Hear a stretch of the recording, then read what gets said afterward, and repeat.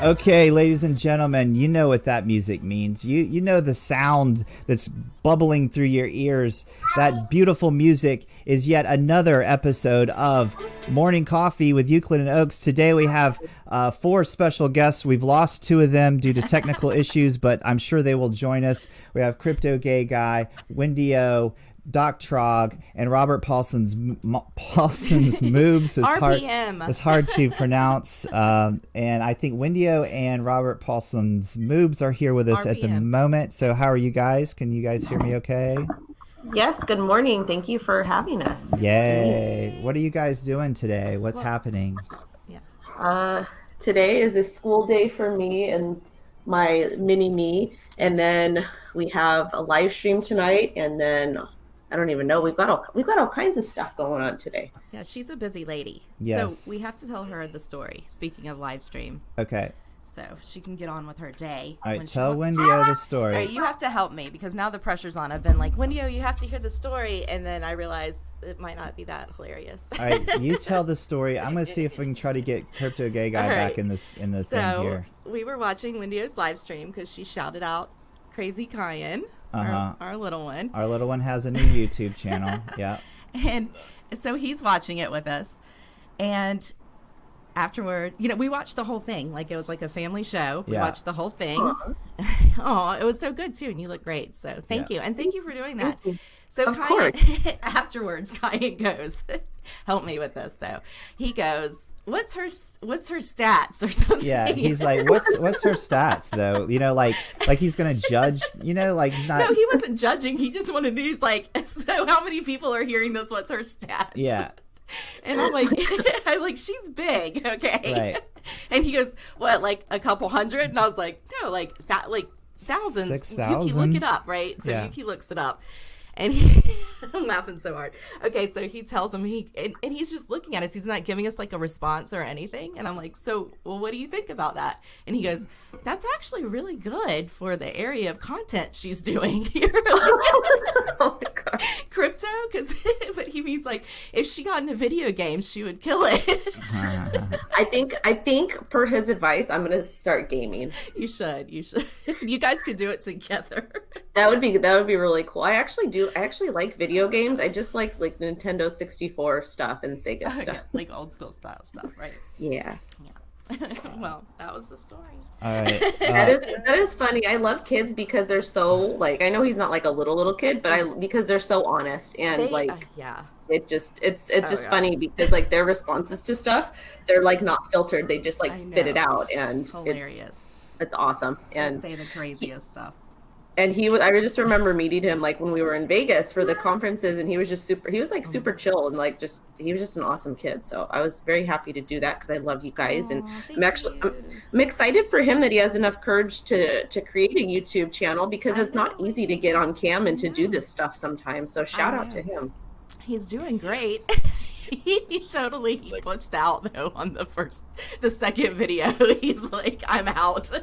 But then bossed Yuki around on like, told him how to play. I was dying. I was like, oh my God. Yeah, so I'm sorry if I'm distracted. I'm trying to get Crypto Gay Guy back in here, but he's lost. He can't get in. Yeah, he fell out of the chat somehow, and we're trying to get him back in. But so Kyan, he wanted to play Five Nights at Freddy's, but he's like really nervous about it. So during like halfway through, he kind of left. There's Crypto Gay Guy. Okay.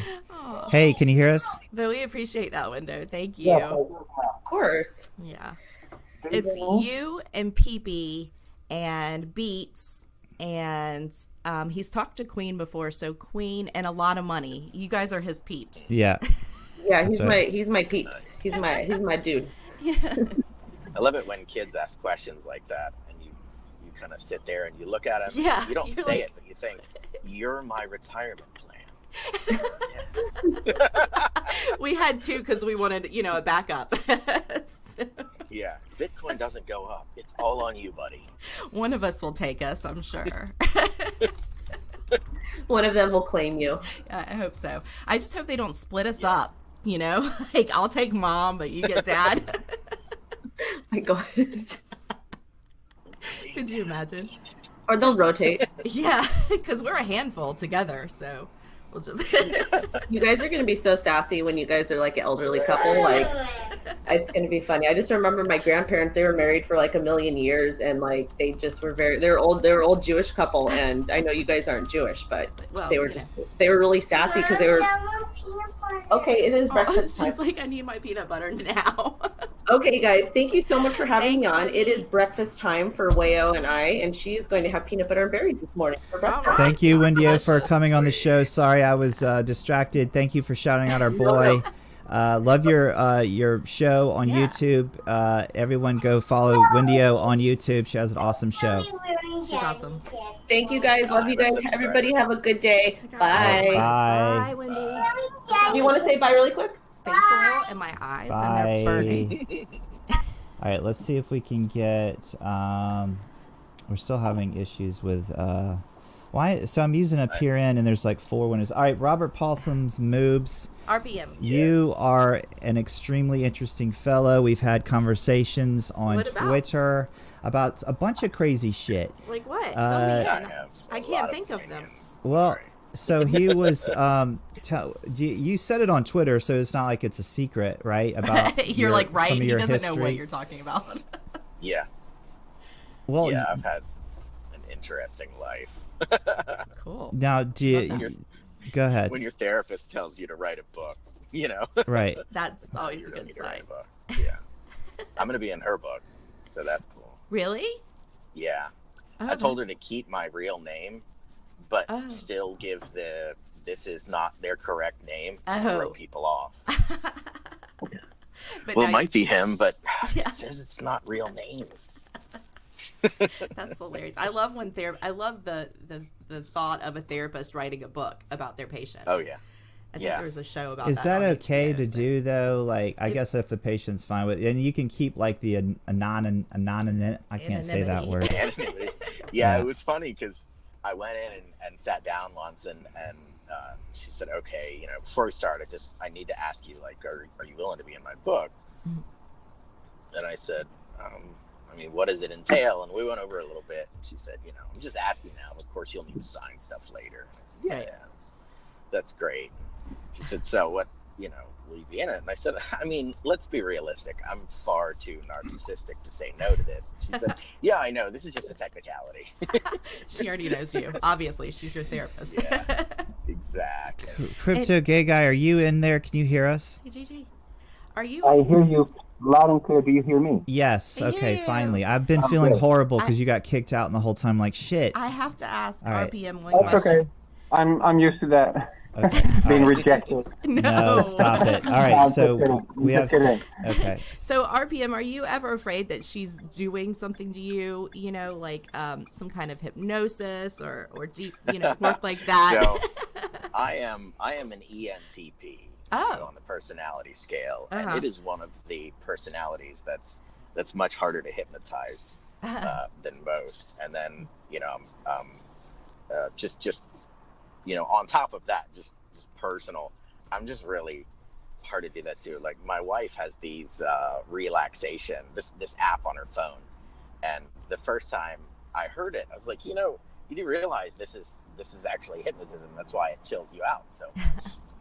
And she's like, yeah, I'm okay with that. And so, like, sometimes she'll turn it on when she's in bed, and I'll be laying there next to her, and she's like gone, like dead to the world. She starts twitching, like that kind of under really quick, right. and it pisses her off because I'm laying there giggling next to her as she like gets deeper and deeper. I start laughing. If you were smart, you would start mentioning, like, I want you to make me cherry pie tomorrow, or, give me a foot massage. She's jumping into graduate school right now, so I'm the woman of the house. So okay. Taking all the kids to appointments. So you could whisper, like, I want a new purse tomorrow. Yeah, it's a merce. A merce, sorry. I'm sorry. My bad. Robert Paulson's Moobs. You said to me out on Twitter that you were in a cult as a young person. Yes. So, all right. So before I say what church it was, there's plenty of moderate people that just like go to church and they love people and they do really nice stuff in the world and stuff like that. But it, Seventh-day Adventist, there's also like the far-flung part. And I grew up a lot of the way in Waco, Texas, and David Koresh came to our church. Wow. Not like every now and then, like sporadically. Like he was a weekly dude for years. And I mean, he wasn't the craziest one there. He was just like the gun. Right. There was other people so obsessed with like dietary stuff or just the way you dress. I mean, it was I grew up in the far fringes, and it was really nutty. I saw some crazy stuff. The thing that you were in, that wasn't what David Koresh did, right? He basically learned from whatever cult you were in and started his own cult. Yeah, so it's the end times apocalyptic stuff. You have Mormonism, and you have Jehovah's Witnesses, and you have Seventh-day Adventists, and there's a couple others that are too small to really bear mention. They the extreme parts of it attract extreme people. Right. So I would always run into people that were like alcoholics that had never gone through any type of recovery, for instance. They just stopped drinking. And right. If I read the Alcoholics Anonymous Big Book once, and it's amazing. Everybody should read it for the spirituality aspect, and you'll always find aspects of yourself in there too, because we're all neurotic as hell. And these are people that wouldn't ever touch stuff like that. They just stopped, and I think they call it being a dry drunk. They're just angry all the time, and all of their stuff is really, really extreme because they rank really high on their neuroticism and perfectionistic personality traits. But they wind up not using the thing that was their only stress vent, but still staying in stressful situations. It's just not a really good combo. Yeah. And so you got, a lot of hyper-controlling personalities, a lot of self-destructive personalities, a lot of perfectionistic behaviors, and the more extreme end of every religion really attracts those personalities. And that's just the flavor that I grew up in. Wow. Yeah, like I get you, like not dealing with the issues, just stopping. Yeah. So I got at that, and a nice therapist helped me kind of start the detoxing program and snap back to reality. Crypto gay guy, have you ever had any issues with substance abuse or alcoholism or anything like that? No. I do smoke, but I'm not so interested in alcohol. I'm drinking a beer right now, but that's purely recreational. Yeah. But it's smoking is in the family, and that's a lousy excuse, but it's you're surrounded. I mean, if I look at, I found this old box with pictures from when I was a baby until 10 years old or so. All these black and white pictures, all these 70s and 80s pictures.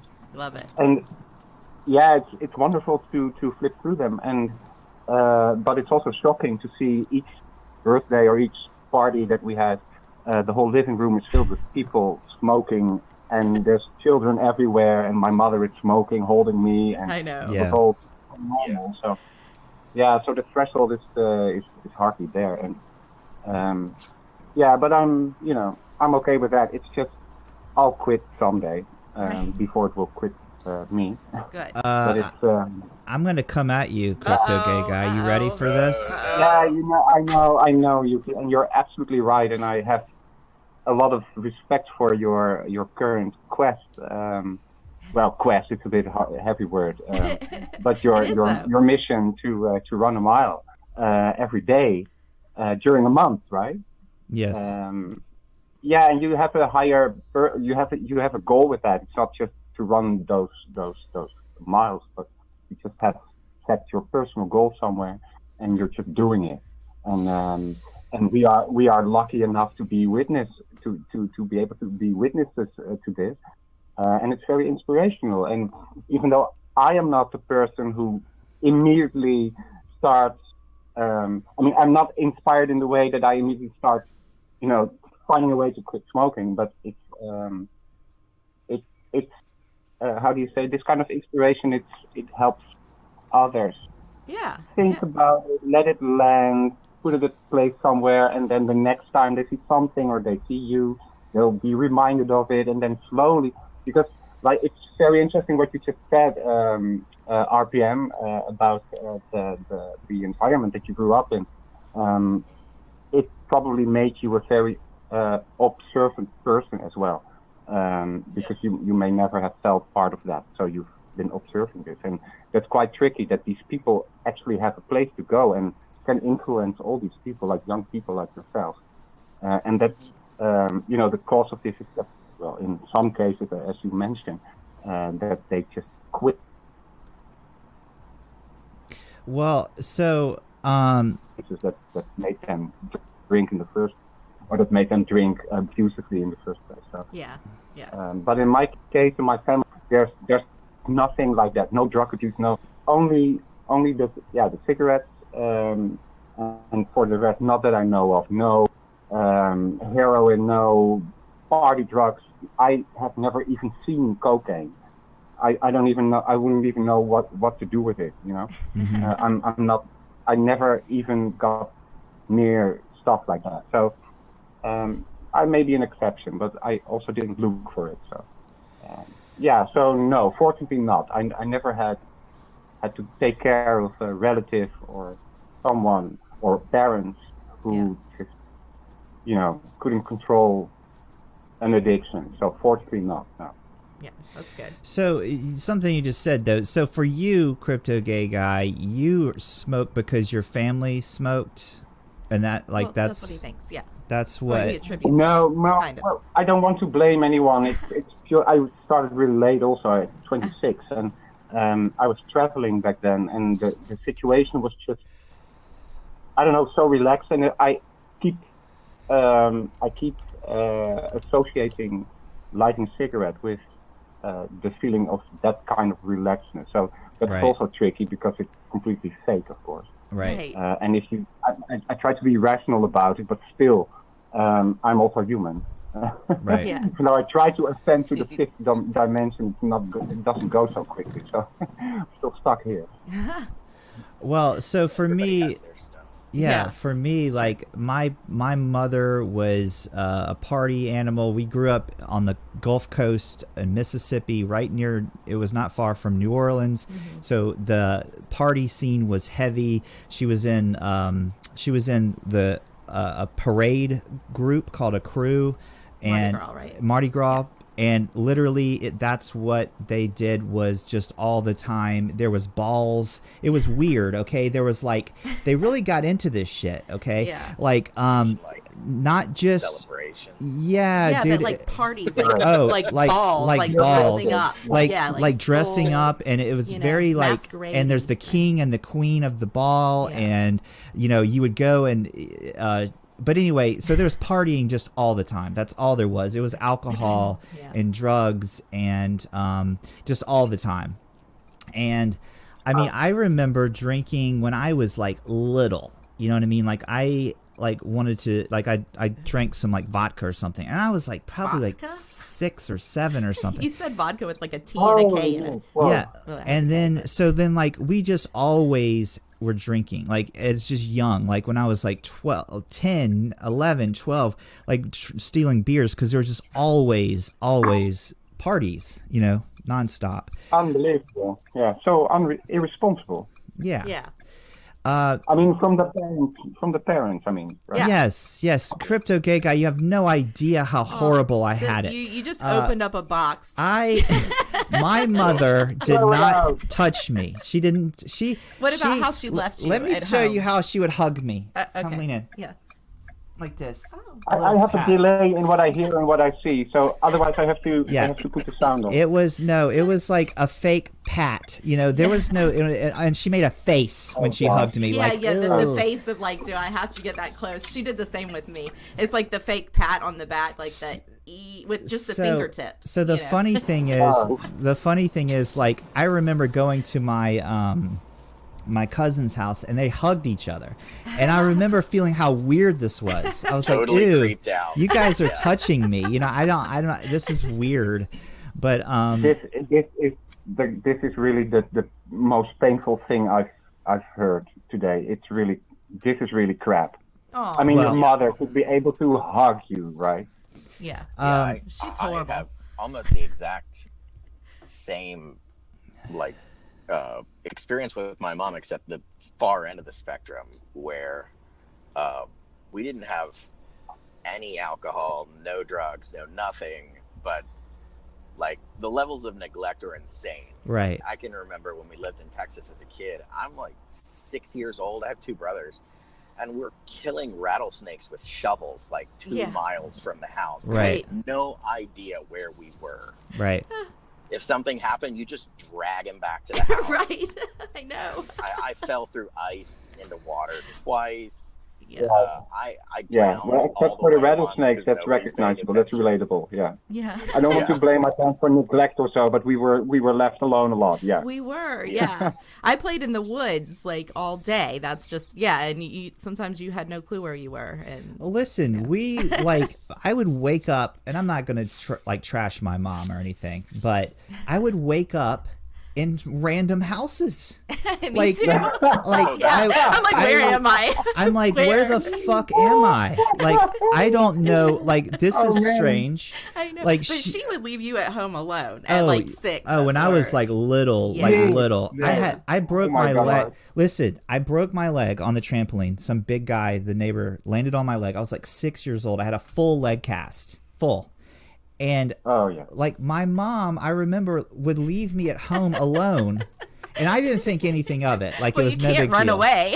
Well, it's like you get used to the normal. Yeah. Yeah, it's just normal shit. And like the neighbors were like, did they leave you again? And I'm like, yeah, and I'm like a 6-year-old kid with a full leg cast, like trying to figure it, but it was normal. It was totally fine. I didn't think anything of it. That's true. But am I fucked up now? Like, you look back and like, you don't know anything different. You grow up like this. And just a little story from me. I'll keep it short. It's not to bash my parents at all. I love them.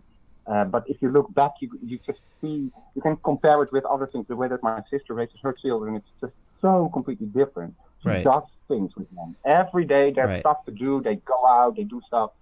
But my parents, for example, one example, they always, every year during, 12 years or so, they went on summer vacation to the same spot for 6 weeks in Portugal, which is a nice country, but it wasn't even a campsite. They had a camper, and but we were children, so we wanted to play with other children and to do stuff with other children because we were only with our parents, and for 6 weeks, it's a long time. So they just left us with a small bicycle, and we could just go anywhere. And in the morning we left for the beach or for the forest or for whatever. Yeah. And during lunchtime we would come back, and then we would go off again. And during sundown we'd have to come back for food. Yeah. But that's literally how every day was spent. And so occasionally we would do something, go to a town together or so. But it was almost like they wanted to get rid of us or so. And well, listen, I hear you. I feel the same way. Like, did they? I want feel to get rid of mine sometimes. Right. I do too. And I hear. Listen, though, on the other side, though, yeah, it did kind of seem like they wanted to get rid of us. But we were outside so much, and I don't know. I think I feel the same with you, CGG. Like, don't you just love nature now? Because like my kids, true. You have to force them to go outside sometimes. Yeah, Go outside. Yeah, I was outside every day. I mean, so it actually was I look at it as a good thing. You know, well, not Yuki's. So in my case, my sister is a bit older than I am, and she has at a certain point she started to detest these trips because she was growing older, and you know, in a young girl wants other things, wants to go out and stuff. Yeah. So at some point she brought a friend, so I was left alone. Like alone. Yeah. And not of the age to go out on my own, and 11 years old. So that's a very tricky age on a trip. I couldn't really do anything. So I, as a parent, would have. I mean, if I were a parent, I would have arranged stuff. I would have enjoyed to arrange and to surprise my kids all the fucking time. And of course, there's days that you just want to glue them behind the wallpaper, but normally you would want that for your child. Otherwise, why do you have children? So, well, okay, let me say because something. you have sex and 9 months later a baby pops out. Yeah, well, you should rumble, right? In my situation, when I said, they my mom didn't pay attention. We were homeschooled. I'm saying that with little air quotes. They would buy like a couple books once or twice a year and just give them to us and never check our work. And, before I went to college, I wrote 2 book reports and a short story, and that was my writing.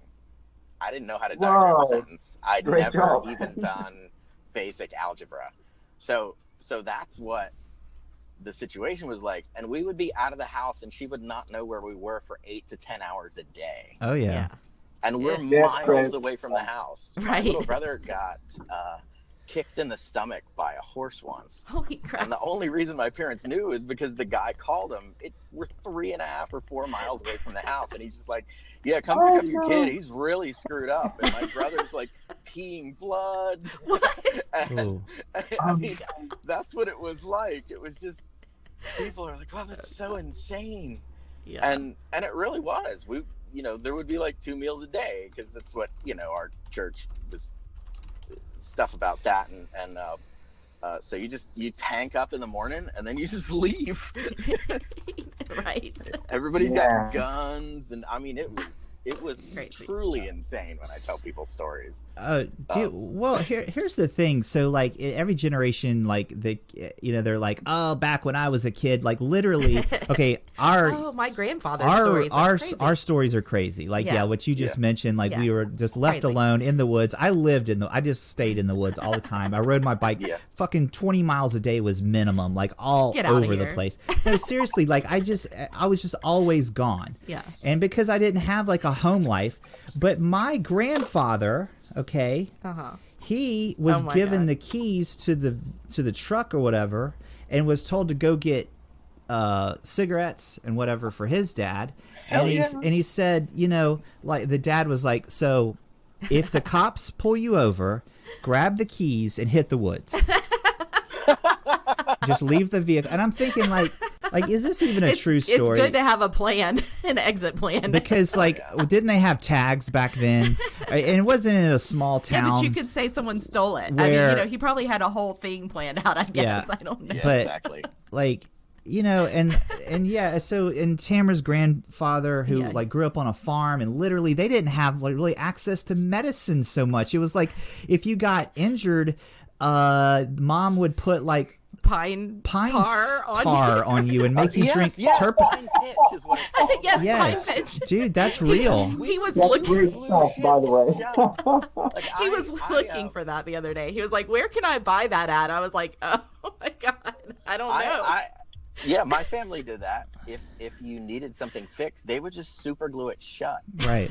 Like I kicked something once and it opened up like the whole front of my foot under my toes. Oh God. Like down to the bone, and they just closed it and super glued the shit out of it. It works. That was it. There's no antiseptic. There's just a hope you don't die. But I got tetanus. I actually had tetanus.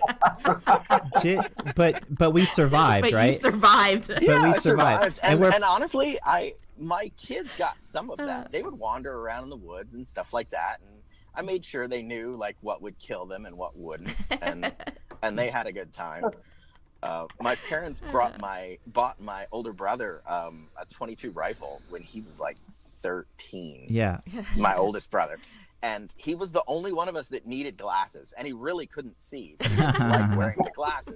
Right. We would go down to this creek behind my house, and it's a mile and a half away, but it was still on our property, and there was these big beaver dams, and all the sticks in them are dry, so you can hear the snakes slithering in there. Oh God. And we would shoot snakes. Well, the thing was, he would just throw the gun up and start shooting whenever he thought he saw something. And once, my little brother's standing on the other side of the creek, and he's like, "Wow, there's a big snake right here." And my older brother throws the gun up and starts shooting, and like my little brother's dancing away, there's dirt kicking up around him. I mean, it was like daily life. It was so insane. Yeah, but wasn't it fun though? Didn't we have fun? I look back and I'm like, wow, I'm glad my kids didn't have that, but So, it's an experience. There's a picture. There's a real famous picture of like two groups of kids. One group, this is like olden days, like black and white. One group is in the country. They're all country kids. And one group are city kids. The kids in the country picture are all smiling and having a ball in the picture. The city kids are miserable. They look like little gangsters. Yeah. So I think that I think we had it good in a way, like with all this and, having like freedom and stuff. I know there's pros and cons to everything. It's probably having nature, being and having tetanus. And honestly, we're rattlesnakes probably healthier. We're probably healthier than the kids today because the kids today aren't exposed to anything. They're all on their phones. They're all inside. They're all playing video games. They're not moving their bodies. We were, when we were young, we had adventures because we had to survive. Yeah, we have a name. We have a name for those kids. We call them the rubber tile generation. Mm-hmm. Yeah. Which is I had you know what I'm saying, right? Then those rubber tiles on a playground. Right. Good point. Good point. They are protected for everything. Yes. While it's not protecting them at all for real life. Yeah. So. Those are probably toxic too. Isn't it? Rubber tiles. Yes. You know what it is, though, guys? It's simple. Everything goes and everything swings. Everything is on a pendulum. Okay. Yeah. When we were kids, we had no care. No, we didn't have helmets. We didn't have any of that shit. Helmets, Our jungle gyms were literally metal bars, like fucking 20 feet off the ground. Oh yeah, our playground equipment was so now that we're adults, just like the political thing swings. We had Obama, then we had Trump. Like it swings, okay? Yeah. Now we're adults. We're like, holy shit, fucking helmets, padding. No, we're not. I think helmets are like, well, I guess some of us. I don't know. But I'm not saying us personally, but I'm saying like as a whole. Helmet? But I guess they do. I still live on a gravel road. I was jumping my bike and wrecking with training wheels on it. So my kids never really did the helmet thing because they're just driving on gravel. And I mean, it fucks you up pretty bad when you wreck, but the impact isn't as hard as the concrete stuff. That's only good for them. What CGG? What'd you say? I said, well, I grew up on a bicycle, right, basically, and I did everything. I can still do everything on a bicycle, and I fell a lot of times, and I used to have a BMX, and I used to make my own little courses in the garden, and I fell on my face, and my teeth went through my lips, and everything happened, and my knees were scratched all over the asphalt, and that's what you should do. I think you roughen up like that, and otherwise, I don't know. You only know afterwards, but I think that's good for kids. Yeah, they have to fall down and get scratched and get some bacteria there to fight off. One of the best things is learning how to fall. Like, yes, roll the shoulder and just like come out of the fall. Like when you're going fast, if you don't roll that shoulder down and just kind of roll across your back and come back up, you're so screwed. This is what they should teach in school. Like, you know, there should be like a little stuntman course, you know, thing that you could. Yeah, but what about the very good idea? Yeah. Here's how to not break your hip when you're old. Exactly. I was listening to NPR and they did a story about the ridiculous amount of warning labels and shit we have now. I'm just noticing my own moves in this shirt. Oh, like they look just when you hold them, they look just like his Avi. I'm serious. Okay, No, anyway, there's no way they're that bad. no, you should see it seriously. So the ridiculous amount of warning labels on a scooter, a little scooter. There's a fucking like paragraph.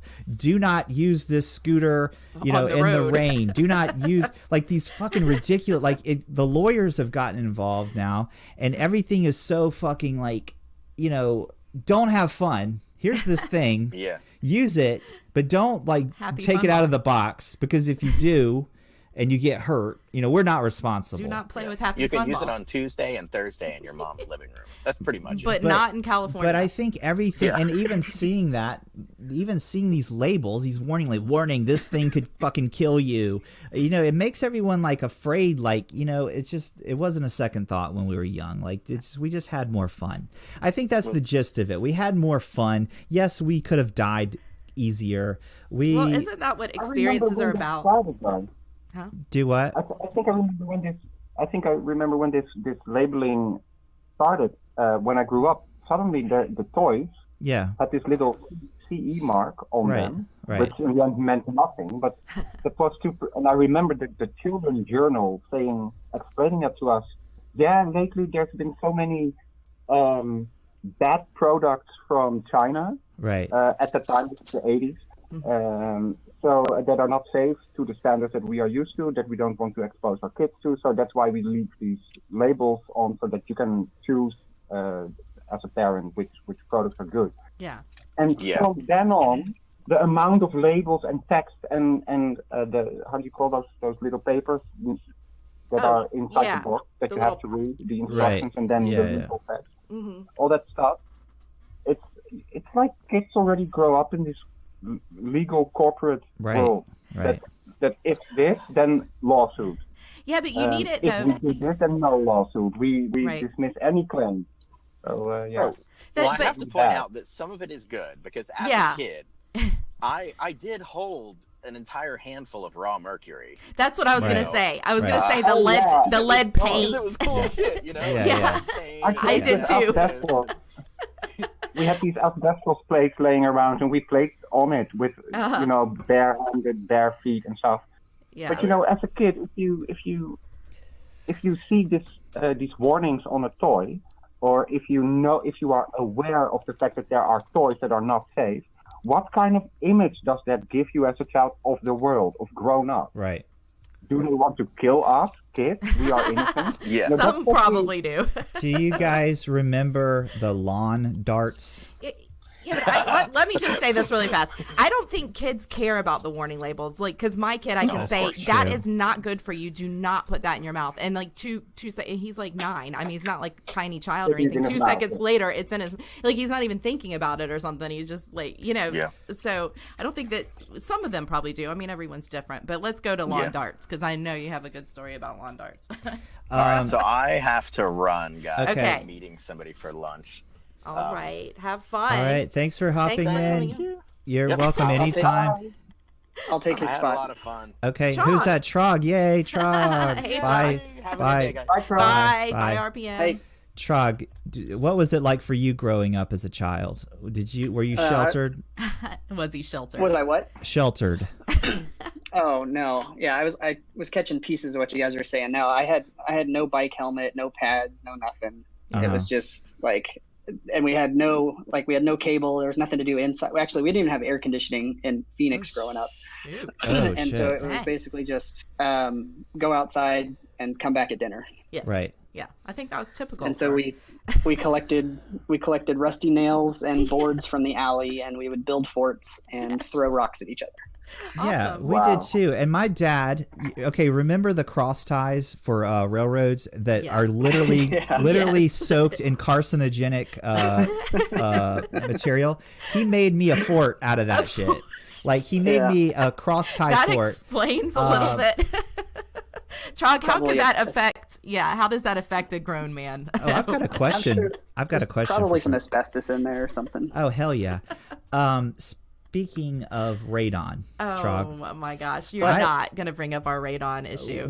I lived in a house. I lived in a house that ended up. We got fucked out of like the inspection because of our real estate agent was shady, and she talked us out of not getting a radon inspection. She didn't even tell us about it. She didn't. And we didn't know. She didn't tell us about it. Then we just moved to the area from Florida. We don't know about radon. We don't know about right. radon. So we moved to the mountains, bought a house. The real estate agent's like, oh no, you don't need a radon. Whatever. No, she didn't even tell us about it. There was so no... anyway, when we sell the house, the new buyers are insisting that we get a radon inspection. Because they're smart. Because they're intelligent, unlike us. They do a test, okay? In the basement, it was the highest levels of radon that this guy had seen. Yeah. And it was a 10. It was a fucking 10. They say a 4 for 10 years is like horrible. So we lived in a 10 for 4 years. So what is that? So and listen, Trog, at the time it was when I was kind of like I was having like mental issues like really bad. I was staying down in the basement a lot. Yeah. So I was down in this fucking room for like 4 fucking years breathing a 10. Doc Trog, am I going to die soon? I don't.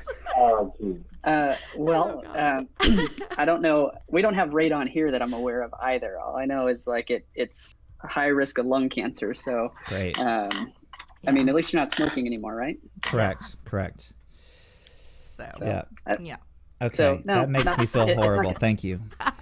Real quick, could you lie to us really fast? There's someone in the. Maybe you've got a lawsuit though. Maybe you could go after the old owners for not disclosing. I feel like time has passed. That was like what 7-8 years ago. Yeah, I don't know. The old owner's dead already. Is that what you're saying? Yeah. I don't know, but from lung cancer. I tell you what, Doc, if we end up suing, I'm gonna use you as like our doctor advisor, and I'm gonna go get it.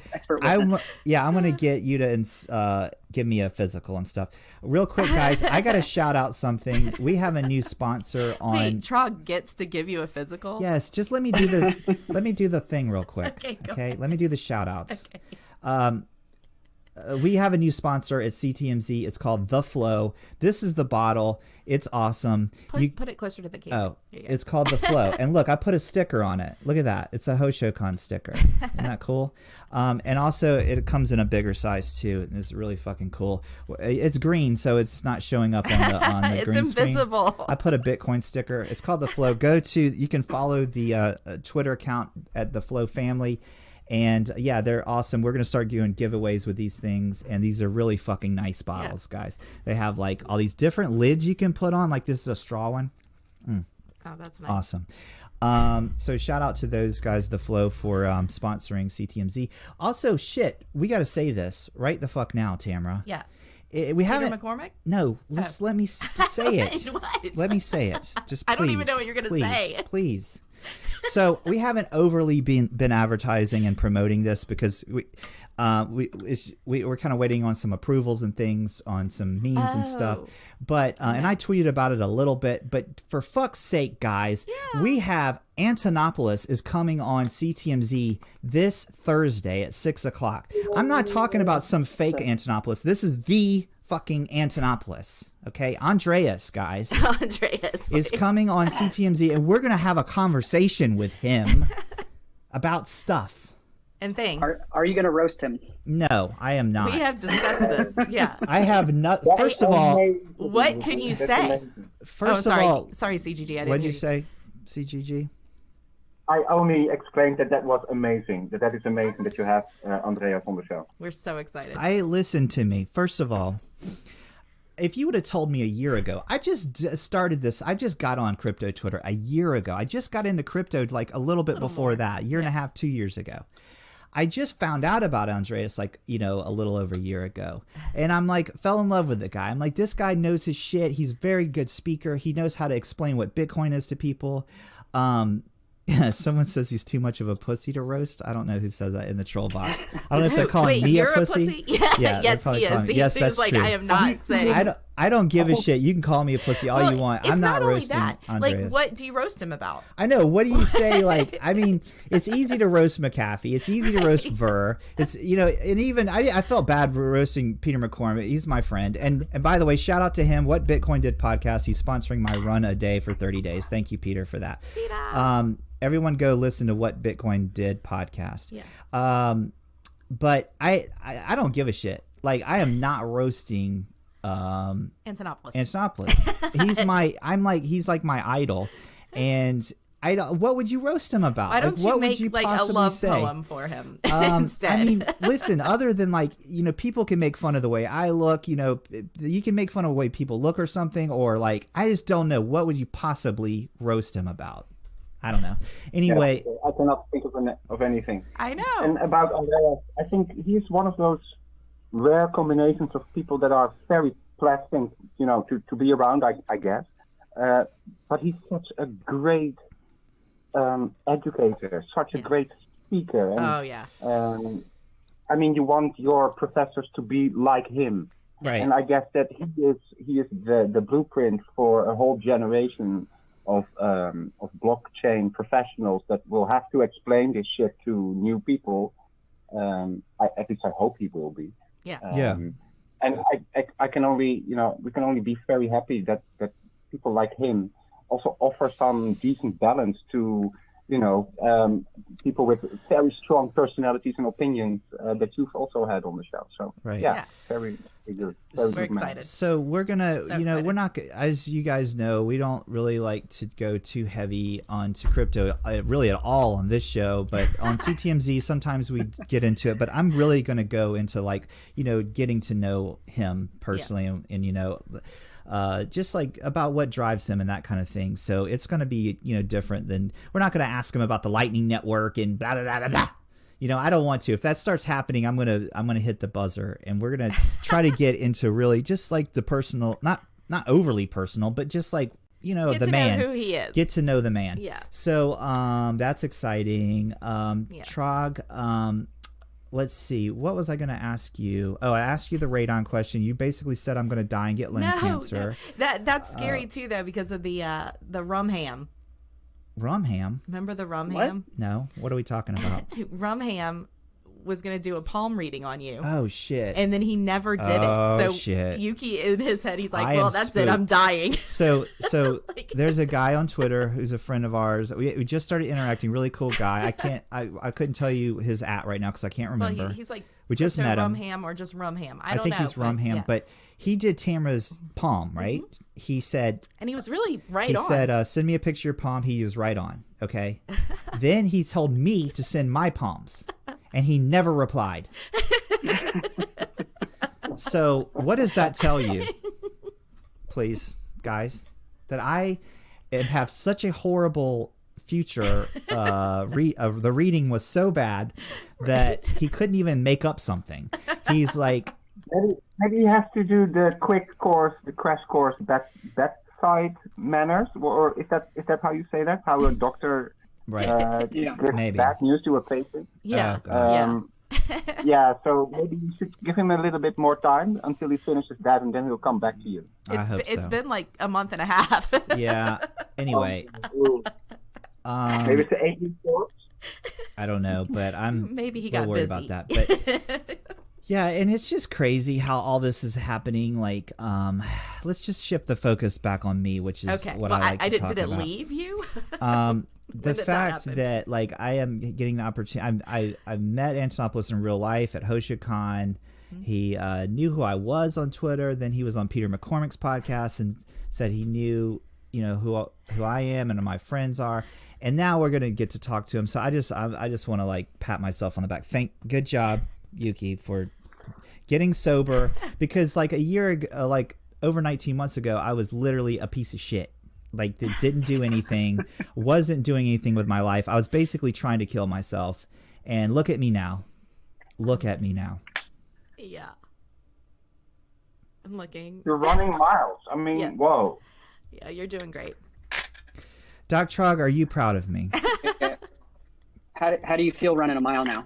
Oh, I'm very proud. No, I think how you. fast are you running a mile now? And how do you- So I haven't I was doing like the first time I did it was like over 12 minutes. I'm getting it down. I got it to below 11 the other day, but my average is like 11-ish, 11:20, something like that. I'm not truly trying to. But it's improving. Yeah, I'm not trying to push it too hard because I want to make sure I finish and not injure myself. But who was it? Showgates, who challenged. He said if you get it under 8 minutes, I'll give you $200 on top of what Peter gave you. And I don't think I can do that. 8 minutes is hard. But he actually he extended it. He said no time limit if it takes you 2 months or whatever. But honestly, I don't know. That's hard. 8 minutes is just fucking tough. But so I've been trying to, and Peter McCormick recommended don't fucking overdo it. He said go slower. He said he actually sent me extra money to get a heart rate monitor, which I bought. He said try to keep your heart rate under 140 when you're jogging. And for me to do that, I would literally have to be walking. Like I've tried. My average is like walking, 150. Yeah, it's a slow jog. I think he just wants to, like, he's there and he's like, I just want to get this. I want to. I have like a certain pace I like to keep, so it's just I get the shit over with. Because my thing is, if I say I'm going to do something, if someone challenges me to do something and I accept, unless it's me. Yeah. Oh, okay. I will do it. Just like I told her, I'm going to quit, drinking and drugging, and I did that. Drinking and drugging. And if someone challenges me to run a mile a day for 30 days, my ass is going to do it. So I do what I say what I do. I think it's been good for you. For you. Very good.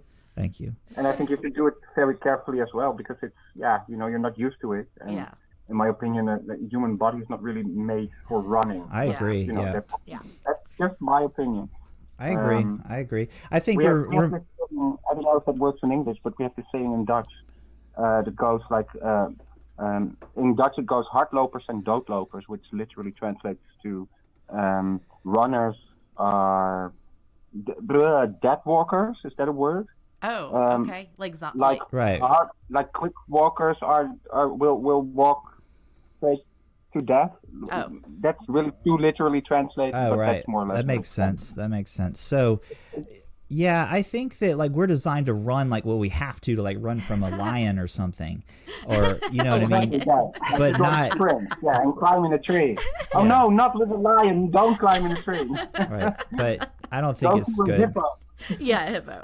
You know what I used to do though? Like, see, everyone thinks like, oh my God, he's running a mile, he's gonna kill himself, he's a fat guy, blah blah. I used to literally like before we moved to the mountains up here. I lived in Florida, and it was a lot of flat area, a lot of golf courses and shit.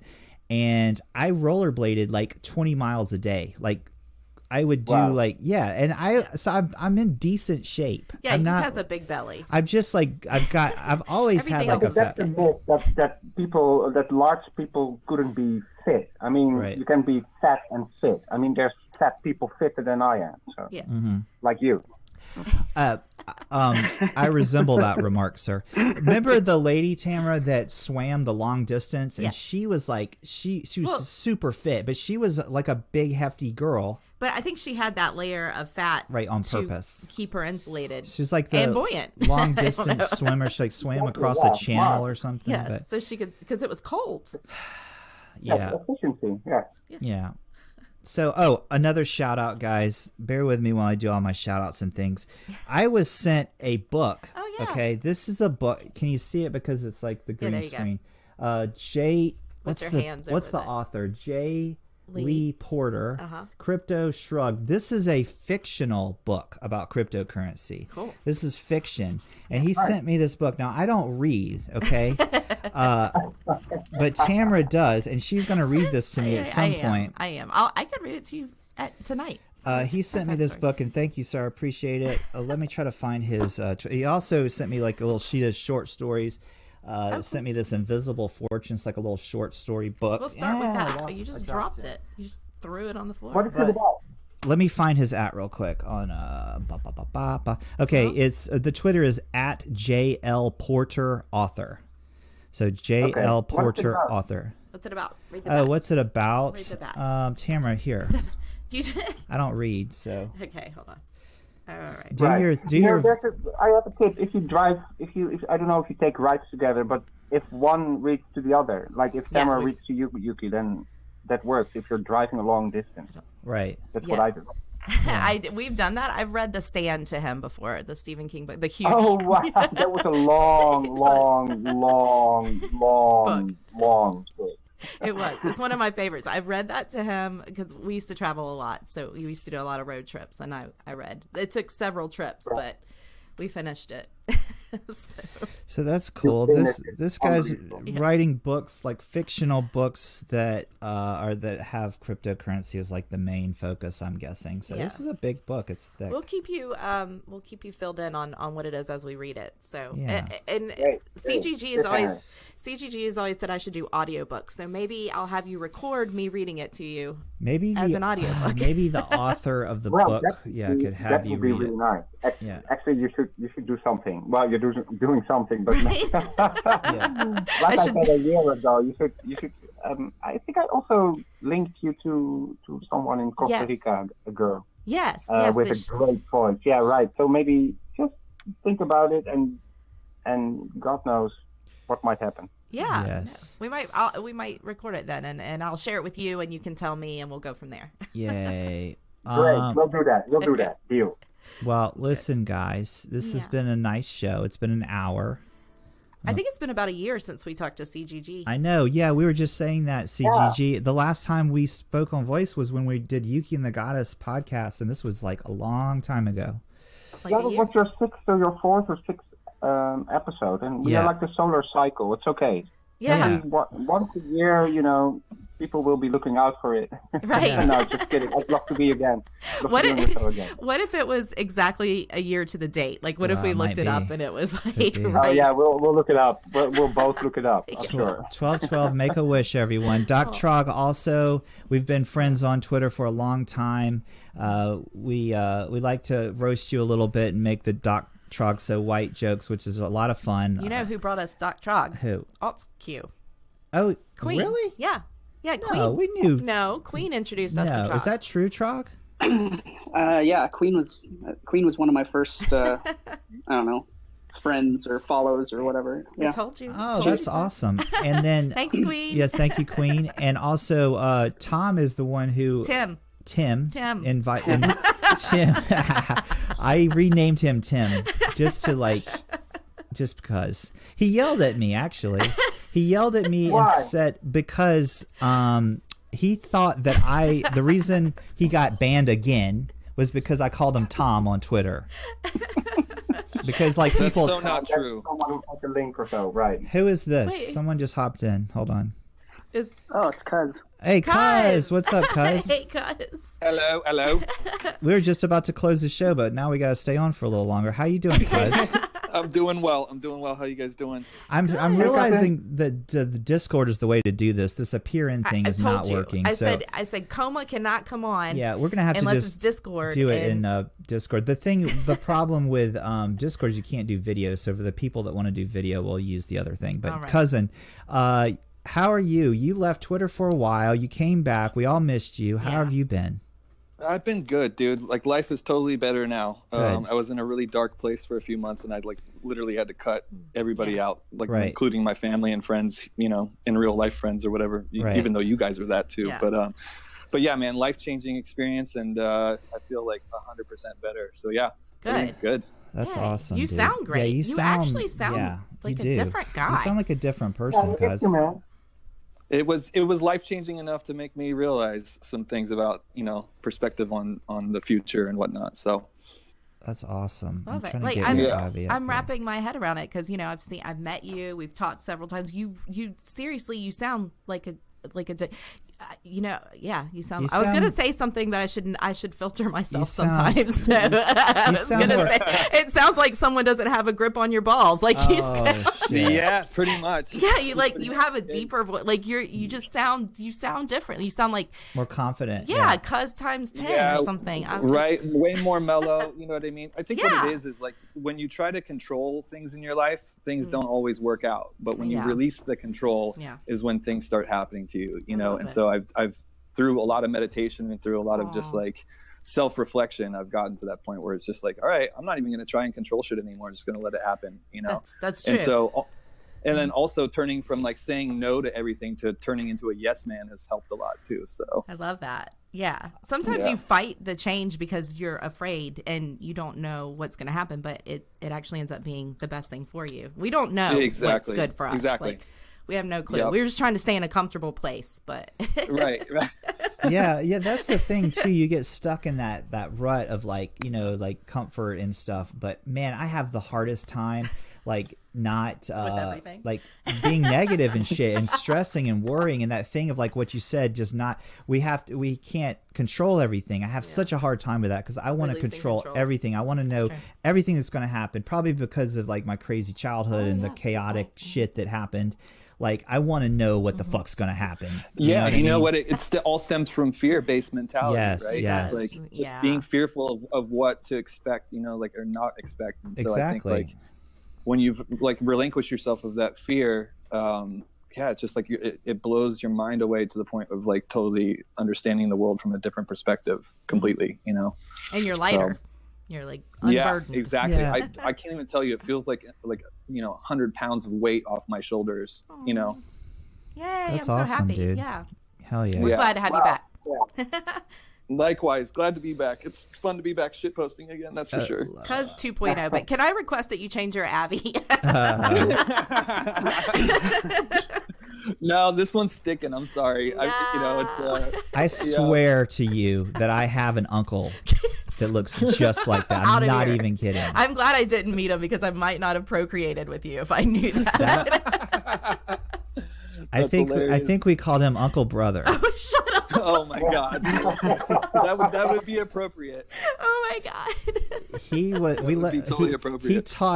He taught kindergarten at the local school. They should not have let him do that. Well, the reason they let him teach kindergarten is because he could only grunt. He couldn't really say full words, and he was good at showing like shapes and pictures. But other than that, he just grunted. So we let him teach. They let him teach kindergarten. Wow! You're killing me. And it worked out fine. And he retired as a kindergarten teacher, or what? Yes. He still teaches. Wow. Oh shit. Yeah. The problem was he would eat the glue. And I don't mean like stick his finger in. He would literally get the big tubs of the paste and get a spoon and just eat it. That's expensive. That is fucking hilarious. Just like the kindergartners do. He was joining the club. Yeah. You know? So that was an issue. But other than that, it was great. Oh my gosh. Well, guys, I wanted to say this too. Are we all addicted to Twitter? Real quick, like before we end the show, like is this a problem? You said that you're happy because you're back, and you know we all have our you know our worries. Like, are we doing this too much? Are we in the group DMs too much? Are we? Yes. Are we addicted to Twitter, and is this a good thing or a bad thing? It depends on who you ask, right? I think if we ask any of us, we'd be like, no, of course not. But if you ask, I can quit whenever I want. Yeah, if you ask an outsider, they're like, what the fuck are you doing with yourself? You know, why are you doing that? Yes. Yeah, no. I could actually put my phone down sometimes, which I think is nice. You know, I think it's like, you know, set aside a little bit of the day where you just you don't even look at it, you know, and and then I do that too. But I see Euci in there going to town. Yeah, I see Euci in there going to town, and then I know my notifications are going to be like. She's like literally like, I get my phone. If I get on my phone and she's doing something else, like working or something. Yeah. On her laptop or doing anything else, and I pick up my phone, she immediately is good. She says, She says, what's going on? Okay, I love that we're talking about this. Yes, because there's always something going on, right? So this is Yuki. Yes. Okay, this is Yuki. He's such a hypocrite. He's such a double standard person. I mean, I think maybe most men are. But okay, listen. Yuki wakes up from a nap yesterday. Was that yesterday? I think the day before. Yuki wakes up from this like 2-hour nap, right?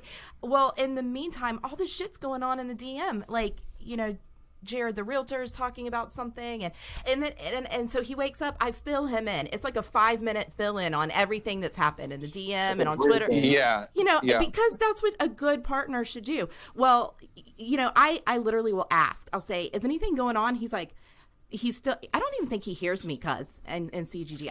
He just says no. That's just his automatic answer. And then so an hour later, so I'm like, nothing's going on. Cool, I'll just get some work done. I'm not missing anything, you know. So right. An hour later I get in there and you would not believe the shit that has gone on. I like, you know, someone's proposing to somebody. There's a, you know, and I'm like, how the hell fucking Nihao is creating so much crazy shit, so it's like and I see Yuki commenting on all the shit, so I know he's seen it. So I'm like, what do you mean nothing has happened? Like, we've got a marriage proposal, we've got like I mean nothing like the nothing that needs like immediate attention. That's not what I'm asking. Right. I'm saying fill me in on like, you just know. mean like and I know something's going on because he's sitting over there chuckling. And I'm like, what's so funny? You know, like, what is it? So. But yeah, I think the thing that's been racking my brain as of late is the Nihao thing. I'm just like, who the fuck is you were convinced it was Dividend Raptor, and then yesterday I'm seeing Dividend Raptor and Long Bobs at the same time typing. Now it's possible that you could have your laptop open and your phone open with an alt, but I feel like it's not. I feel like it's somebody else. But it's definitely not Div. I know for a fact now it's not him. Well, so it's someone from our group chat though. Because, yes, absolutely. Right. And that's the obvious. thing was, I think Keeper was the one who kind of introduced us to Nihao, which I think is a dude now at this point. Yeah, I agree. You know. At first, it was kind of like, well, I'm not sure, but now I'm pretty confident of that at least. Well, but it's definitely someone we all know. Long Bob's is smart, so Long Bob's could, you know, deceive on purpose just based on which has been the entire purpose of that account is to deceive, you know. Yes. So I give up. Like, I don't even care. Let's just, I'm gonna play it like what you did. Go with the flow, you know. Yeah, exactly. I'm sure we'll get to the bottom of this mystery eventually. Maybe. We have enough junior detectives on the case, so but we actually need a real detective on the case. I know. I'm blocked by Raptor now, so I can't do as much investigating. He got upset with you last night because you were saying he was Long Bob's, I think. Yeah, and he said he's trying to rebrand and be more serious. But then he unblocked you, and then you blocked him. Right? No, I haven't blocked him at all. Oh, okay. He blocked me because I replied with that Pepe. Oh, that's right. See, and this was probably all going on while I was working, and I'm asking, is anything going on? And Yuki's like, no. I think that pretty much sums up most marriages, though, right? Like, if I get home from work, my wife asks, how was your day? And my answer is fine. And then if I ask her how her day was, I get the entire story of what every kid did, every meltdown, every tantrum, all that. So Of course. Yeah. Would you rather her just say nothing? Sometimes. I'll answer for you, Trog. Yes, mostly. Most of the time. Well, I was wondering this the other day. A very good friend of mine, he's married to someone who works in psychiatric care. Yeah. And I can imagine that they because they never talk about each other's work. Somehow that's a kind of a deal, and they've been married since forever. Huh. And I was wondering, do you actually make a conscious decision, like, okay, I don't want to carry around what you experience every day with these people, right? So please leave me out of it, or do you just, does that grow naturally? I mean, it's not really a question, but I was just wondering, because I live alone, I don't have that, but I used to talk to my partner when I lived together and about stuff that happens during the day. But then in a way, you kind of get to know their colleagues also while you never met them, and that's also kind of tricky in some cases. So my wife's a physician also, and so there are plenty of times where I want to tell her about an interesting case, and she finds it interesting, and she'll ask and dig, and so there's definitely times that we talk. If it's a rough day for either one of us, sometimes, and I think a lot of couples are that way. If it's a rough day, it's just like, I'd rather not talk about it right now. Like, but later on, you can unpack that and dig into things. But I don't know. Yeah, it just Yeah, It Yuki and I depends, talk. right. We talk If you about don't have everything. something in common. Yeah, exactly. You can it can be something attractive to a person, the kind of job someone has, right? Or the interest that this person has, or does the things that he does or she does all day. Yeah. So yeah, you can. I don't know. It's been a long time since I lived together with someone, and I can only remember that I enjoyed sharing certain things, not everything, but certain things, and it's just off my chest. But yeah, you kind of put that on that other person as well, and yeah, they also have to cope with it in a certain way. So. I think we talk about everything, don't we? Mostly, pretty much. like, I mean, but we're doing this together. We usually work in some kind of way together, so we just pretty much since we got hooked up, we haven't left each other's side. It's a beautiful thing, guys. You're very lucky. That's so wonderful, yeah. You're really lucky, you guys. Yeah, you seem so balanced and so happy. Yeah, they're soulmates, CGG. Aw, thanks, guys. Yeah, that's it. It's a cliche, but it's true. Yeah, and the funny thing is, I used to think that I also had a soulmate in my ex-partner, which is 8 years ago that we split up. Mm-hmm. Yeah. So yeah, it was not my decision, but it's a tricky feeling. But you guys have kids. You've been together since I don't know forever. You've been through a lot. So yeah. This is real. This is for real. Yeah. Yeah. That's why you're Yuki. I read the other day that you're the dad of CT, right? Your dad what? That was witty. It was witty, yeah. No, Witty's dad. I'm uncle, I think, or something. I don't know. Your wife? Uncle. I mean, Witty's older than me, so. Oh, is he? Yes. Is Witty older? How old is Witty? I don't remember. He was on our. I think he's 45. Okay. Yeah, we're 42. Oh damn! I thought I was the oldest one because I'm almost 44. So yeah. Yeah. Witty's beating us all. Yeah. Yeah. Older than all of us. Yeah. Yeah. So, guys, I was going to say something real quick. Did you forget? No. Okay. I don't remember what it was. Shut up. It wasn't that important. You did forget. See how he just says no? He just says.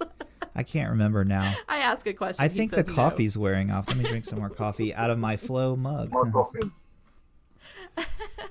Is that going to help you remember? About the father, maybe about the father of CT, something like that. Yeah. No, it was something deep and very interesting and was probably it about soulmates, probably funny. I don't know.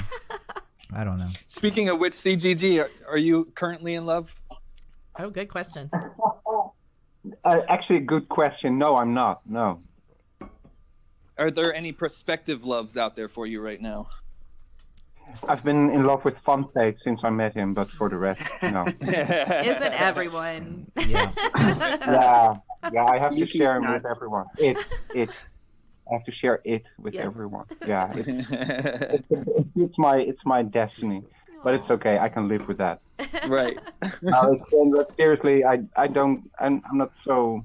I don't know. This is a wrong start to the phrase I wanted to produce. I'm fine. I'm fine being alone right now. Being single. That's great. So that's fine. And what's nice about that is it takes away the responsibility of having to worry about anybody else other than yourself, right? Oh man, that's so true. Yeah, that's true. There's we used to live together for 10 years, and we've lived in several cities, but we've lived for like 8 years on 30 square meters. I don't know what feet, but that's like a very small apartment. Oh yeah, that's tiny. That's very tiny, and you with 2 cats also. But it's it was this it was nice, but you're really on each other's skin constantly if you're home, and that I don't know. Sometimes I just needed to get out, just to breathe or so. And I noticed that I've moved and I have my own house now, and it's really spacious. And I noticed that the whole layout and all the walls that I took down and all the shit that I removed from this place because I've renovated it. Mm-hmm. And there's like these 4 huge metal containers of shit that I tore out of this house. Oh my God. So yeah, it's really it's turned into a 1-person house. You could fit 2 people in here, but you'll have to arrange a few other things. So you have like at least 1 private workroom or so. Yeah. Right now, it's really for one person, and there used to live 6 people here. Right. What? Wow. Yeah. So I have this huge. Well, it's not huge, but for me, it's huge. And Yeah. everything breathes. This is a home where someone lives alone. So yeah, and you have a nice little garden, don't you? Yeah, it's like a post-stamp size garden, but I managed to make it really, really nice. I'm really proud of it. Yeah. Aww. Awesome, man. Awesome. Guys, that's great that you remember that. That's really nice of you. Albie's here, guys. Say hello to Albie. Albie. He has his voice. His mic muted, but Albie, if you can hear us. No, he's so low.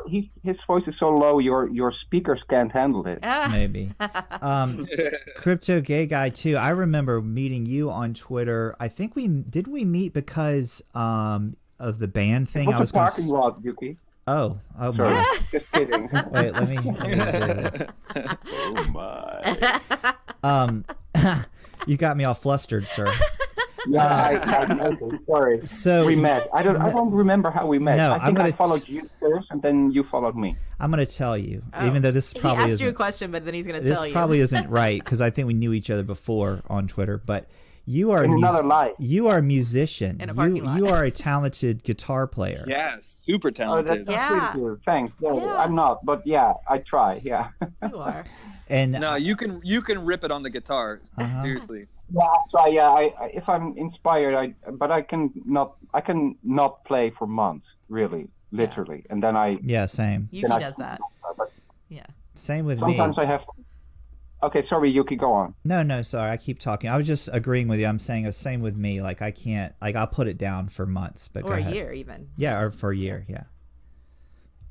Yeah, but it starts getting itchy, and then if I don't know, I'm listening to different music then, and then it's like in wave patterns. It comes and goes, and then sometimes that's within a day I can listen to 20 styles of music, and I can play something or try to figure out something. But then, right now I'm in this.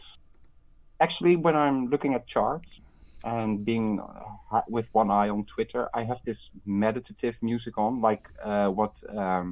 RPM was talking about, I believe, about that his wife passes out listening to it. That kind of music, this 432 hertz and 917 hertz. That kind of music that like dance zones you out, right?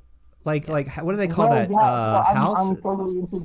I'm totally into this science aspect of sound waves, and since I found out that the standard tuning of instruments is not the way that it naturally should be, 432 hertz on the A note, but 440, which is completely interfering with everything that's natural. Oh, really? Interesting. Yeah, and it's nice because YouTube has like 1,000 vids that are 8 hours long, just music, and I put it on for my plants, and I cannot compare to anything, but I'm sure they grew better with it.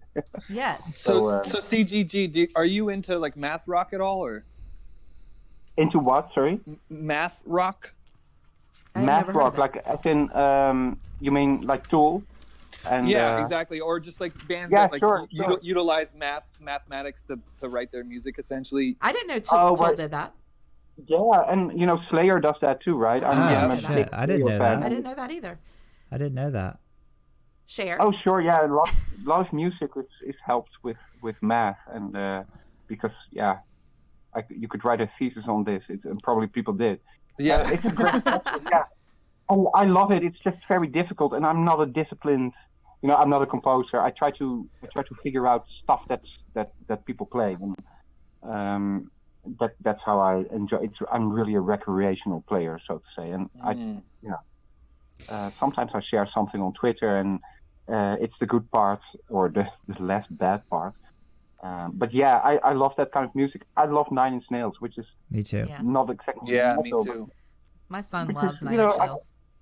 It's something that's a band that I literally have everything of, and I know everything from back to back. And it's not something that I'm listening to now, but soon I'll be putting on an album. Tell me a good kind of music. Really, that really fits me. Yeah. Right. Tell me a good Nine Inch Nails, because I only know a little bit, and I love Nine Inch Nails. But tell me a good Ethan album. loves Nine Inch Nails. Crypto Gay Guy. What's a good Nine Inch Nails album that I have okay, to listen to? I was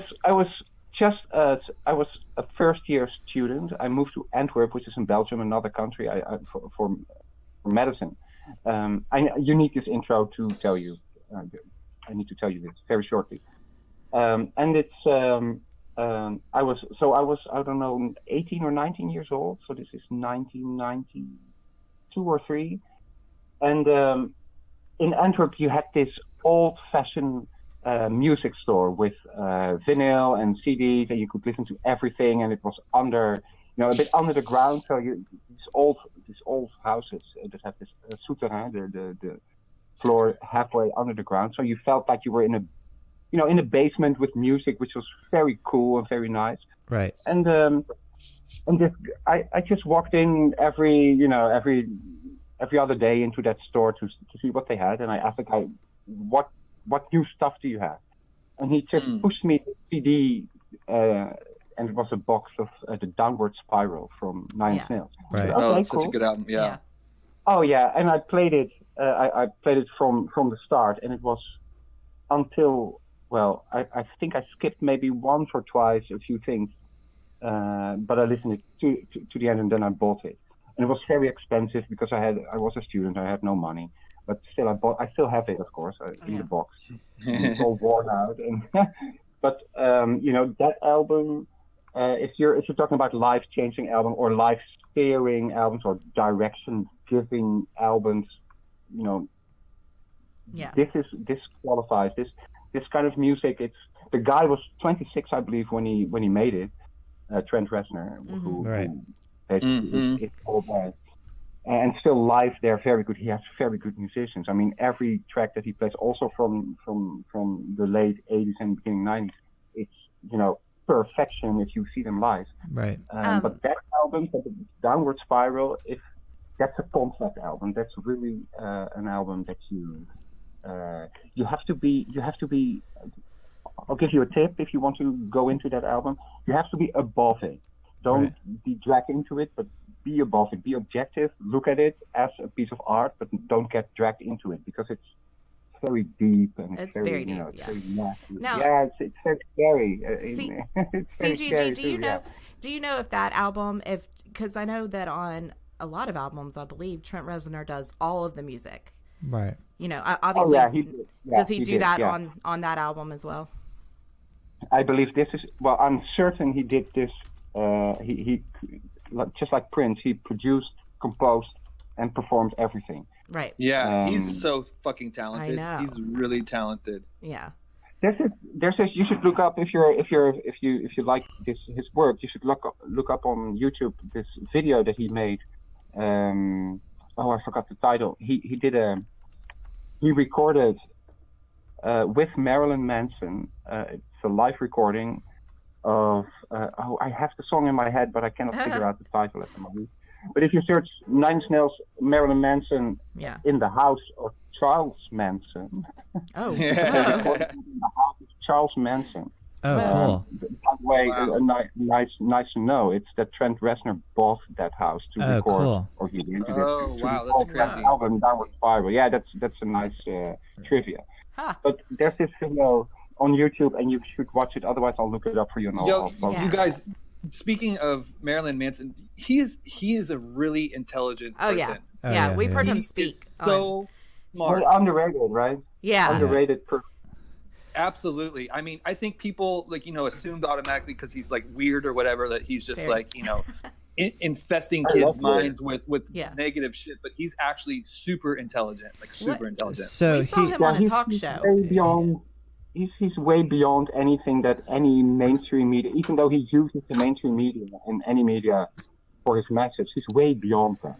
Oh yeah, definitely. So any interview that you see with him, he's even when he's funny, he's like really funny, And, So I had the whole thing with Marilyn Manson. Everyone this guy's crazy, he's cuckoo, and then he got interviewed very famously and was really let this guy have it. He's super Larry intelligent. King he was arguing, about Yeah.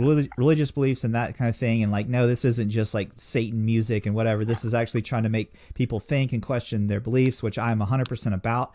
However, Marilyn Manson was just recently on Mark Maron's podcast, What the Fuck Podcast, Right? And he was drunk, and there was a situation where Marilyn Manson was on stage, and it just went bad. And so here's the reason I'm bringing this up. Okay. Like, there's so much, like, these guys are so intelligent, like Marilyn Manson, and I can't think of another. And talented, and they fuck it up with. And I'm not trying to be like a holy. I'm not trying to be a holy roller who. Well, I'm sober, so everyone needs to be sober. Bleh. I'm not trying to do that. But man, I just see these super talented people, and they're fucking everything up by just being wasted all the time. Well, I think that in order to be that deep, you have to have like some problems. Like, it's a pro and a con, because you're using that pain. You're using that pain to express your art. Yeah. Well, I went to a show like a few years ago here, and he had a microphone in the shape of a penis. Oh, no, dagger. Okay. A real dagger. So he was holding a dagger, with the blade downwards, and the thing that he was holding was and he was performing like that. And said, "Oh, really, Marilyn Manson? Like, very cool." And during the third song or so, he cut himself. So there was blood dripping from his hand. I don't want to hear it. And he just stopped the music and said, "Yeah, I cut myself." Right. I mean, that's what I thought. That's like a plastic knife or something. But it was like a real, who does that? Yeah, I know he performs. I know he performs and he rolls through glass, and he used to do that kind of stuff, but not anymore or something. Right. So it's like, as an artist, I think you've got that pain or that something inside that you're using to put out all this beauty, but also it tortures you at the same time. So a lot of artists have, beauty, issues. It's beauty, what you say. It's art and it's beauty, I have a quick thing about not Marilyn Manson, Charles Manson. When I was young, a very young person in my teenage years, my stepdad was like all into this like fucking like survivalism and anti-government stuff. We went to California, up to where the Hells Angels inhabited. And I went in to go see this guy talk about, some stuff.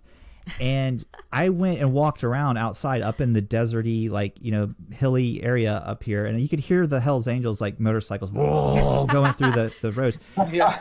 So listen, though, I went to where the Manson family, they put graffiti on the rocks, like their hands. They spray painted their hands and stuff. And I saw some like an old VW bus and stuff. And this was like where they used to hang out and shit. So that's my little weird like connection with those crazy kooks. But I think that's a nice way to describe them. But yeah, that's it. Crazy kooks. I mean, I think that's a little bit beyond that. Why do people so, we're going to circle back around to the cult thing. Why are people so easily like sucked into cults? Is it because I'll tell you why, Euci. It's because they're lacking something within themselves, right? Yes. Right? So people who lack something deep, like whether it's spiritual lack or emotional lack, are just drawn to people who they feel can fill that void for them. Mm-hmm. Also, people just want to be a part of something sometimes. Yes, and they find a family. charismatic leader,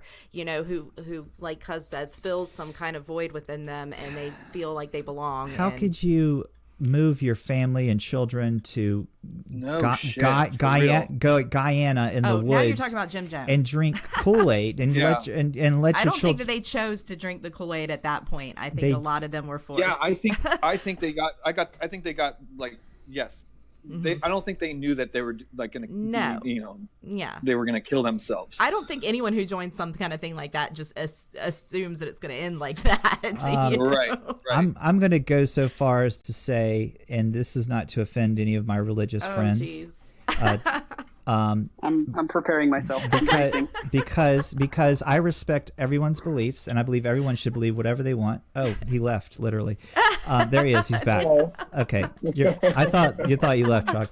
I'm going to say that most organized religions are a form of that. Like and this is not to insult my Christian friends. Well, that's just your opinion. Or my, Muslim friends or anything like that, or any whatever religion you believe in. Like I'm pretty out there and saying like I don't have like a religious belief. I don't like really buy into it. Like I think that like organized religion is a cult. There I said it. Can I ask if you only said Christians and Muslims because you thought those were the only ones who would be offended, or you just yes, like what? Because they literally. Or is that the only religions you know?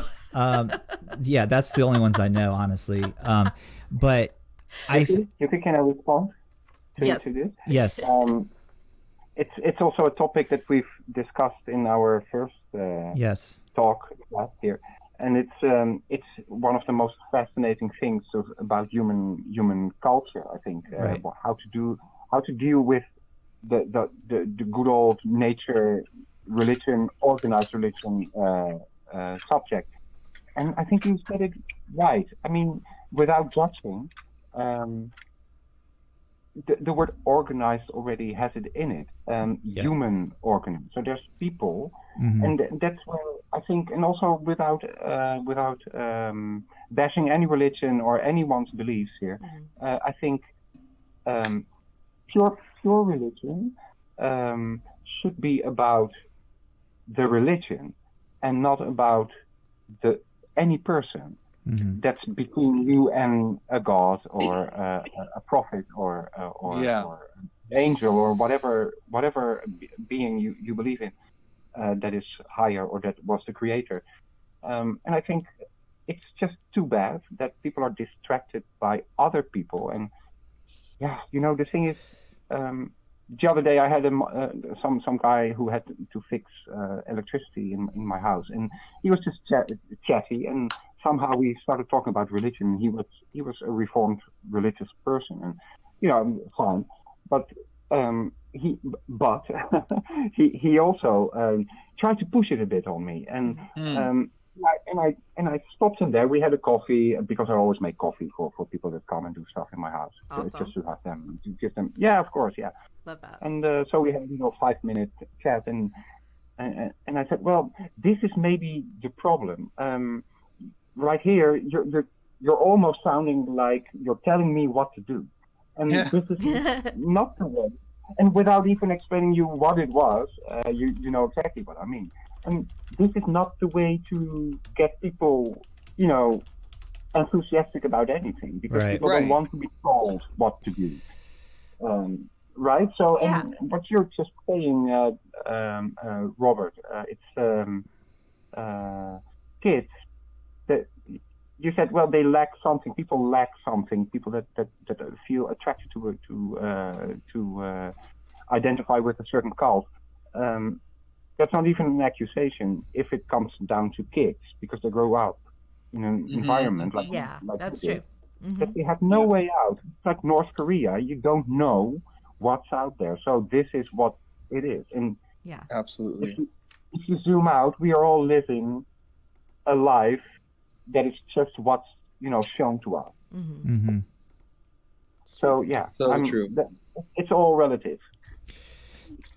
So go ahead. my well, I got more than 2 cents, but my 2 cents are that humans, we're all terrible, like we're all imperfect, and so we distort religion for our own purposes. Right. Like I grew up Southern Baptist, and I'm now I now go to a non-denominational church that is it's not about fitting into a box or following this set of rules or even being perfect. Like it's about understanding we can't be perfect, and so why should I expect you to be? And so I'm not, basically my job is not to convert you. My job is not to convince you, like that's some sort of badge on myself if I win you, win you to Christianity. Yeah. My job is just to love people and to treat everybody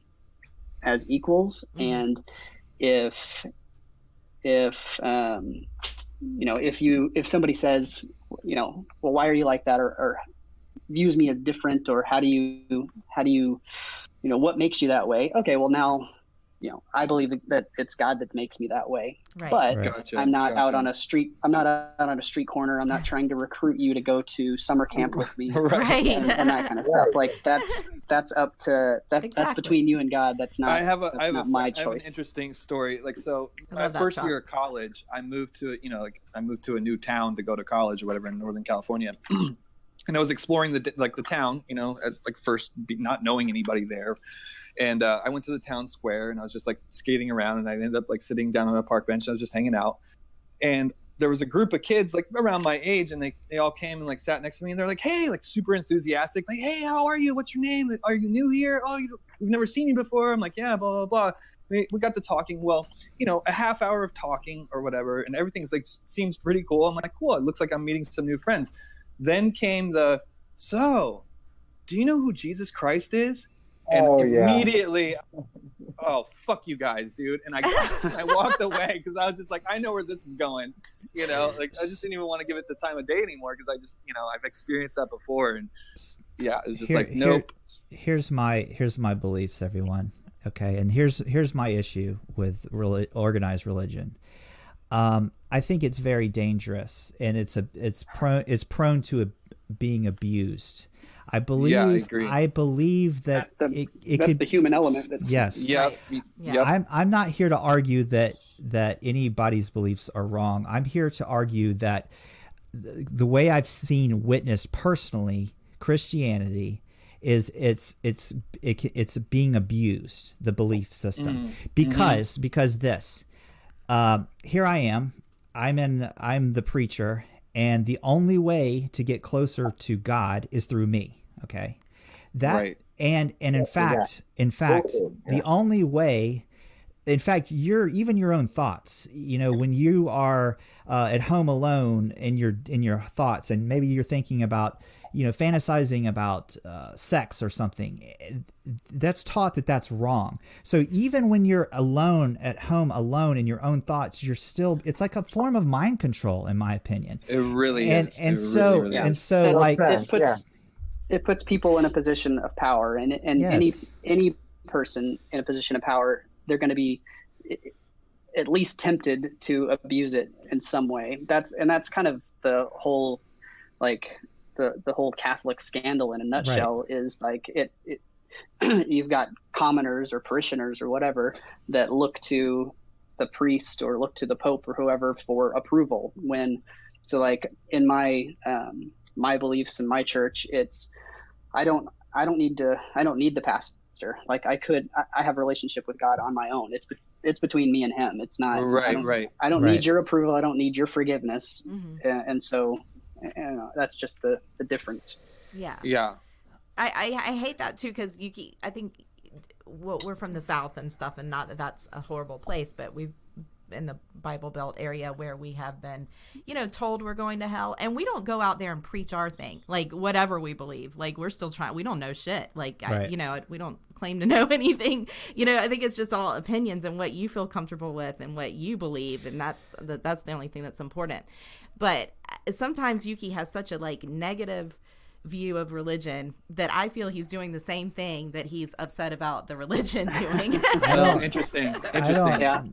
And that can certainly happen. There's there's atheists and agnostics too that are, they preach acceptance and love because we're all people, but then at the same time they bash on okay first of all I want to dispel what she just said.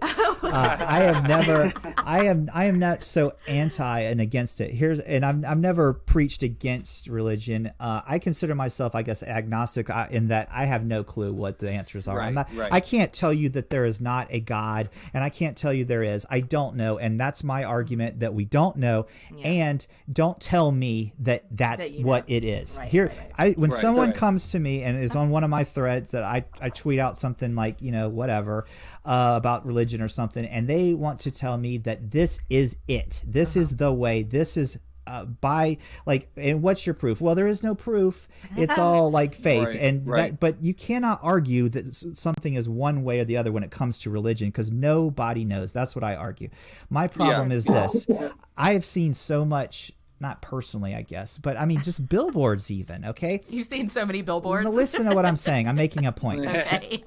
Where people are using religion to control other people, and I'm going to talk about abortion, for example. Now, it's my opinion that a woman has the right to do whatever the fuck she wants to with her own body. Now, I understand there's another human in there, but I don't care. That human is part of that woman. It's attached. Okay? Therefore, why should some old white guy be able to tell her that she can't have an abortion and will actually go and try to like physically stop her from doing it? I'm seeing billboards and shit where there's fetuses, disgusting shit. Now, I get that aborting a fetus is horrible and disgusting, okay?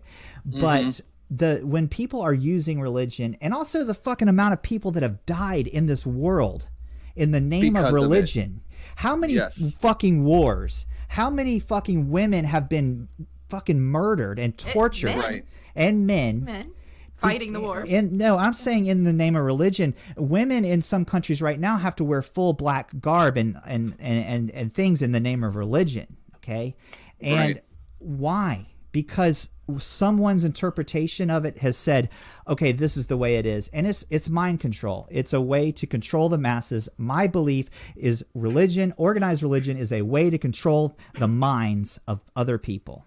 That's now is when you should put your magic potato. Can I interrupt you for a second? Yes. The thing that you just said, if you want to discuss the Bible, for example, as a religious person, then of course you want to do that with people that are like-minded or also interested in that kind of direction of religion because if you're talking about imagine if there's no organized religion anymore. There would be no Catholic Church, there would be no Protestant Church, there would be no Islam, there would be nothing. Right. Nothing like that. No churches even. But people will want to look each other up and talk about it. So what do you read here? This passage here, this text. What do you read if you read this? Because I see it this way. What do you think? How should I act upon this? And I can imagine that somehow, in a natural way, people will want to congregate again and come together each week or something to, discuss what it says and how to apply that to their day-to-day, life. Right. And I don't think that there's a way to totally, just get rid of organized religion. I think it's not at all. Somehow, look at it's look tolerance. at Twitter. I mean, Bitcoin's almost its own religion. I know. Yeah. I think people organize around it. I think the answer religion should be decentralized. That's it. I think it's tolerance. Like everyone just needs to be tolerant of everyone else's opinions. Issue. That's like, the problem I have. can like somebody as a person and not believe in anything that they say or do. But what's crazy is that they all religions have the exact same base message, which is be a fucking good person. You know what I mean? Treat others as you want to be treated, right? Like be loving, caring. That's it. It's it's all the same message. But they also have the message that we are correct and they're all going to hell and they're the enemy. Not all of them. And I can't. I'm sorry, I'm not educated enough to know of all the different beliefs, but I believe isn't it Muslim that believe that like you're like a fucking evil if you're not part of that religion? And isn't it? No, not necessarily. There's a lot of tolerance with different sects of Islam. I think it's just like certain ones, much like there is in Christianity, are extremists. You know what I mean? And that's what you hear the most about. Right. Exactly. It's the minority that are the loud. The minority of the extremists are the loudest. Exactly. So in any religion, the non-extreme religious people need to have a better PR system. Yes, they do. But you know what? It doesn't make for good news. That's why they're not teachers, right? That's true. Because they're just preaching tolerance. Today we all gathered in nature and lit a candle for love and peace. And had a good old time. Here's the thing, guys. The reason that religion must exist, and hold on, let me get back to my point. The reason I got ahead of myself. The reason that religion, organized, not religion, whatever, it must exist is because people want to control the chaotic nature, which is our life. Our life is extremely crazy and chaotic. There's absolutely no rhyme or reason to it. A fucking meteor could crash through the window, kill us. Your child could get ran over. We could be murdered right now. There's so much crazy chaos. I just saw a video of some dude kicking an old woman in the face. Humans. That was horrible. Humans are animals. We are animals. Okay, we are animals on a blue orb flying through space at billions of miles per hour. That's what we are. On a turtle's back. We want to figure out what the fuck this is, why we're here, why is it, and what we do is we try to figure it out, and we try to go, okay, well, the reason we're here is because, you know, someone made us, and then the thing, and then, you know, all that, or maybe we believe in like the spirits and the, you know, our ancient ancestors still have something to do with all, whatever you believe. Maybe we're all from mushrooms, like Paul Stamets says.